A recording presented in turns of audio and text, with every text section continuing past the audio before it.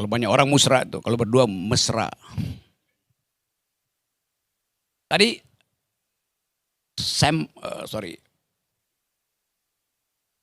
penutupannya kapan itu polling semacam ini nih? Tanggal berapa? Bulan? Barus tuh. Penutupan musranya 14 Mei. Berapa? Cuma musra terakhir di daerah itu dilaksanakan 19 Maret. Oke. Sebelum 21 April itu. Ya, itu yang saya mau terangkan itu. Oke. Jadi, di dalam imajinasi publik, ketika musra itu dilakukan, Ganjar itu adalah Ganjarnya Jokowi, right? Setelah diumumkan, Ganjar bukan lagi Ganjar Jokowi, avatarnya yang diambil alih oleh Mega itu. Jadi kalau Anda lakukan sekarang, orang bingung. Yang diajukan pada musra 19 Mei itu Ganjar yang mana? Itu masalahnya tuh. Jadi secara metodologi kacau tuh. Yang kedua, kalau akhirnya Pak Jokowi mesti membisikkan itu pada ketua-ketua partai, kan begitu janjinya kan? Seandainya dia membisikkan pada Pak Prabowo bahwa calon presiden adalah Ganjar, mungkin enggak? Sebaliknya, pada Ibu Mega, dia bisikkan calon presiden saya adalah Prabowo. Ngaco. Jadi bisik-membisik itu di dalamnya ada kebohongan pasti. Sama seperti kebohongan yang dibuat oleh Yuri Gagarin, astronaut. Di Rusia nggak disebut astronaut ya, kosmonaut. Kosmonaut Rusia yang pakai Sputnik, pergi ke ruang angkasa. Begitu balik, ditanya sama Khrushchev. Gagarin, lu ketemu Tuhan nggak di atas? Yuri Gagarin bilang begini, saya ketemu Tuhan. Khrushchev, pemimpin Rusia yang ateis. Khrushchev bilang, saya juga percaya ada Tuhan, tapi jangan bocorin ya. Seminggu kemudian, Yuri Gagarin diundang oleh Paus ke Roma tuh. Paus bertanya hal yang sama. Anda ketemu Tuhan nggak di atas? Kata Gagarin, saya nggak ketemu Tuhan, Paus. Kata Paus, saya juga percaya nggak ada Tuhan di situ, tapi jangan bocorin ya. Di situ paradoksnya yang Anda sebut tadi, bisik-membisik itu. Kacau jadinya kan. Jadi dari awal teori musra ini udah batal sebetulnya. Demi logika, itu soalnya. Sekarang kita mau bayangin keadilan apa yang ingin kita tempuh nanti di masa depan. Seperti Gus Coy uraikan tadi itu. Adil artinya menempatkan sesuatu pada tempatnya itu. Saya kasih sedikit paradoks ya. Hal yang sama pernah diucapkan di dalam satu peristiwa yang disebut paradoks raja. Ada seorang raja di Yunani, Prostea. Raja ini dianggap raja yang adil. Karena setiap malam dia undang satu rakyatnya tidur di ranjang emas dia. Semua dapat bagian tuh, adil. Malam-malam dia intip. Kalau rakyatnya lebih panjang dari ranjang emasnya, digergaji kakinya tuh. Kalau rakyatnya lebih pendek dari ranjangnya, ditarik. Supaya adil pada tempatnya tuh. Jadi versi adil itu adalah versi fit and proper menurut pikiran si raja. Nah, Prokustes disebut raja yang adil tapi versi dia. Hal yang sama juga soal musra ini sebetulnya tuh. Jadi dari awal sebetulnya ya kita tahu bahwa Jokowi akan minta lakukan musra yang fit and proper dengan ranjang dia sendiri itu. Kan itu dasarnya tuh. Tetapi tentu demi diplomasi teman-teman di musra ini demi rakyat segala macam. Iya ngerti itu. Tapi di ujungnya kan kita tahu bahwa Jokowi mesti ucapkan itu. Dia nggak tahu mau ucapin ke siapa. Karena Ganjarnya udah berubah. Itu kayak jeruk, nanam jeruk, hasilnya adalah duren. Kan begitu intinya. Jadi saya mau terangkan itu sebagai ya kepura-puraan diperlukan. Ini ada anak statistik dari CSIS, dia terangkan itu. Tetapi permainan politik itu kita tahu dari awal.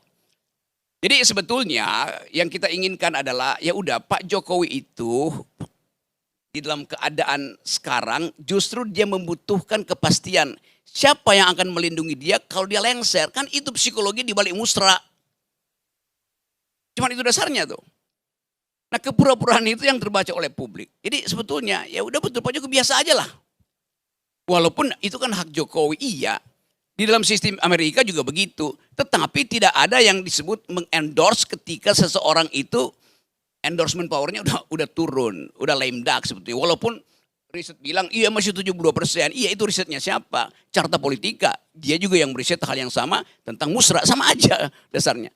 Jadi jeruk, nanam jeruk, lalu jadinya jus kedondong. Nah itu ngaconya di situ kan. Tapi sekali lagi kita tahu bahwa kita punya selera masing-masing tuh.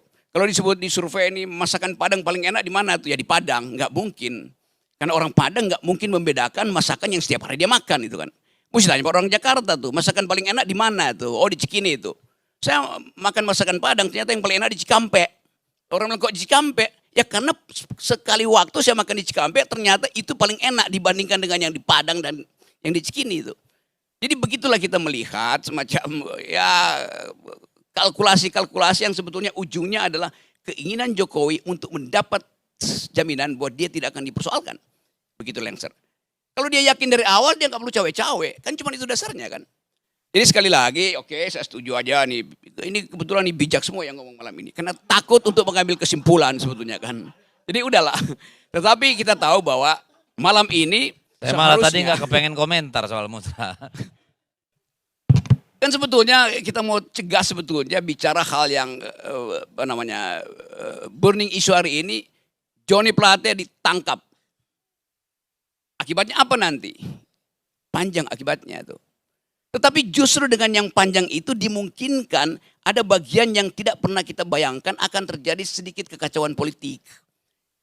Apakah Surya Paloh datang sebagai koboi atau datang sebagai pengemis?